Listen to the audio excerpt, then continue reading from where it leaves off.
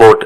இந்த படத்தோட கதைகளும் என்னன்னா 1942 பிரிட்டிஷ் காலத்துல சென்னை பகுதியில ஜப்பான்காரன் குண்டு வீச போறதா வதந்தி ஒண்ணு பரவ அங்க இருக்க மக்கள்லாம் திருச்சி ஓடுறாங்க.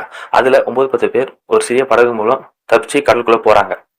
அவங்களுக்குள்ள நடக்கிற காரசாரமான விவாதம் மற்றும் அவங்க பூர்வீக குடியிருப்பு பத்தியும் பேசுறாங்க. திரும்பி அவங்க கடற்கரைக்கு எப்படி வர்றாங்கன்றதான் படத்தோட மீதி கதை. இந்த படத்துல யோகி பாபு, கௌரி கிஷன், MS பாஸ்கரன், சென்னை ஜெயந்த், சாம்ஸ், சாரா, மதுமிதா மற்றும் பலர் இந்த படத்துல நடிச்சிருக்காங்க. கதையின் நாயனாக யோகி பாபு மீனவன் கேரக்டர் நடிச்சிருக்காரு. அவருக்கு கொடுத்த கேரக்டர் சிறப்பா அவர் எடுத்து பண்ணியிருக்காரு. கௌரி கிஷன் ஆக்டிங் ஒரு சாஃப்டான கேரக்டர் கொடுத்துருக்காங்க, சிறப்பாக பண்ணியிருக்காங்க. MS பாஸ்கரன், சென்னை ஜெயந்த் 2 பேர் ஆக்டிங்கும் நல்லா இருக்கு. படத்துல பார்க்கும்போது அவங்களுக்குள்ள பேசிக்கிற டைலாக்ஸ் அண்ட் டெலிவரிஸ்லாம் நல்லா இருக்கு படத்துல. மற்றும் இந்த படத்துல நடிச்சிருக்க எல்லாரும் அவங்களுக்கு கொடுத்த கேரக்டர் சிறப்பாக பண்ணியிருக்காங்க. இந்த படத்துல editing, cinema photography, VFX, CG work இதெல்லாம் சூப்பராக பண்ணியிருக்காங்க. மியூசிக் பார்த்தீங்கன்னா ஜிப்ரான் நல்லா பண்ணியிருக்காரு.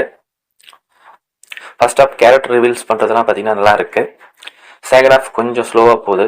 யோகி பாபு ஒரு மீனவனாகவும் சென்னை குடியிருப்பு பகுதியும் சிறப்பாக எடுத்து பேசியிருக்காரு. கிளைமேக்ஸ் நல்லாவே எடுத்திருக்காங்க.